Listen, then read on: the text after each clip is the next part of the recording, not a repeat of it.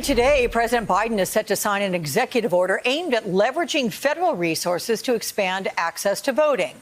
It comes on the 56th anniversary of Bloody Sunday, when 600 peaceful protesters marched across the Edmund Pettus Bridge in Selma, Alabama.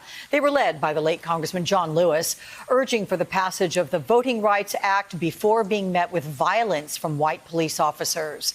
The president this morning noting now, even half a century later, despite all the progress made, the fight for voting rights for all Americans is still an ongoing battle. The legacy of the March in Selma is that while nothing can stop free people from exercising their most sacred power as a citizen, there are those who will do anything they can to take that power away. And joining me now, Congresswoman Terry Sewell, a Democrat from Alabama, I believe from Selma specifically, right? That's home. It is. It's my hometown. Welcome to my hometown. You know, today is the 56th anniversary of the Bloody Sunday, and the temerity, the audacity of ordinary Americans standing up and making our country live up to its ideals of equality and justice for all.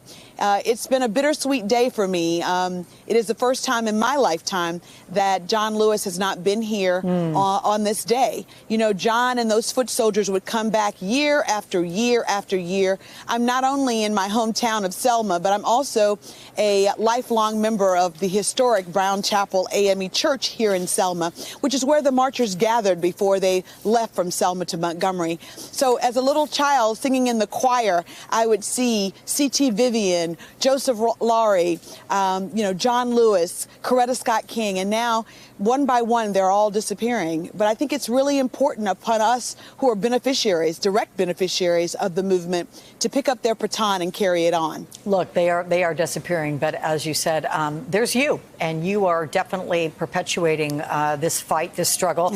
You mentioned John Lewis. I want to take a listen to something that he said 6 years ago in 2015 at the 50th anniversary of Bloody Sunday. Take a look at this.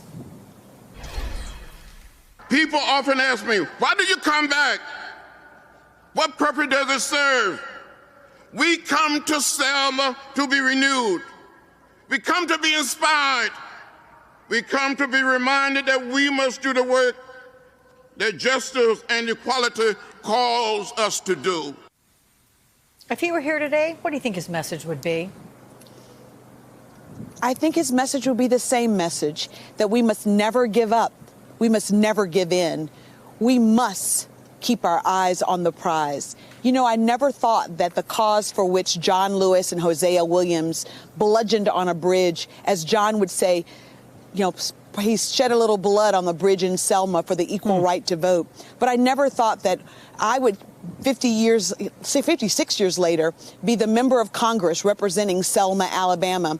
And now their cause is my cause, too. Congressional action is what is required in order to put the full enforcement provisions back into the VRA. So old battles have become new again. And I think that it's important that those tactics, those same strategies, that we exercise them now today. Hey, thanks for watching our YouTube channel. You should know that you can follow today's top stories and breaking news and catch up on your favorite MSNBC shows all in one place. Download the NBC News app today.